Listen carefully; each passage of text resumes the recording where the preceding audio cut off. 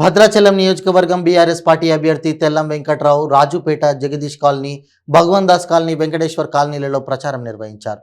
Car గుర్తుకు vote వేసి కేసీఆర్ నాయకత్వం బలపరుద్దామని, భద్రాచలం అభివృద్ధి తన గెలుపుతోనే సాధ్యమవుతుందని తెలిపారు. తెలంగాణ ప్రభుత్వం ఎన్నో సంక్షేమ పథకాలు అమలు చేస్తున్న నేపథ్యంలో కేసీఆర్ ఆరోగ్య రక్ష పథకం ఎంతో గొప్ప పథకమని, ఏ అనారోగ్యం సమస్య వచ్చినా కేసీఆర్ కుటుంబ పెద్దగా ముందుండి వైద్యం చేయించే విధంగా ఉందన్నారు. అలాగే దివ్యాంగుల పెన్షన్, ఆసరా పెన్షన్ ఇలా చెప్పుకుంటూ పోతే కేసీఆర్ తెలంగాణ భవిత కోసం ఎంతో కృషి చేస్తున్నారని అన్నారు. అటువంటి పార్టీ పోటీ చేయడం చాలా అదృష్టంగా భావిస్తున్నానని, కాంగ్రెస్ పార్టీ భద్రాచలంకు చేసింది ఏమీ లేదని, అభివృద్ధి కావాలంటే కారు గుర్తుకు ఓటు వేసి నన్ను గెలిపించాలని కోరారు.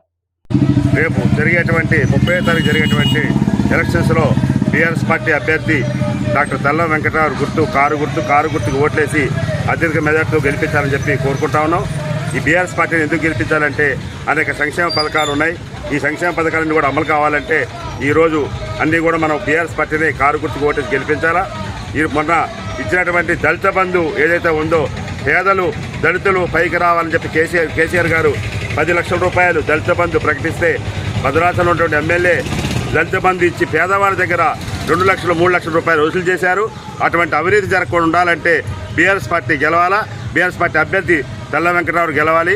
అదేవిధంగా మనకు ఉన్నటువంటి కళ్యాణ లక్ష్మి కానివ్వండి, సాది మురబార్ కానివ్వండి, అట్లాగే మనకున్న ఇంకా గవర్నమెంట్ హాస్పిటల్ ఈరోజు కళ్యాణ లక్ష్మి ఓటేసే ముందు ఆలోచించి ఓటు వేస్తారని మనం చేస్తున్నాం.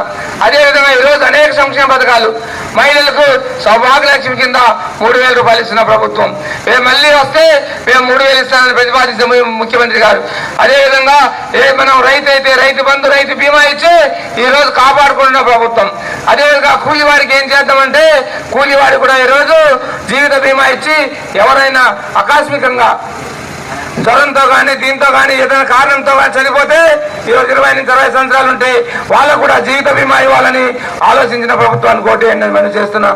అదేవిధంగా బీజేపీ ప్రభుత్వం వచ్చిన తర్వాత మనకు గ్యాస్ సిలిండర్ని 400 దాన్ని 1300 తీసుకెళ్ళింది.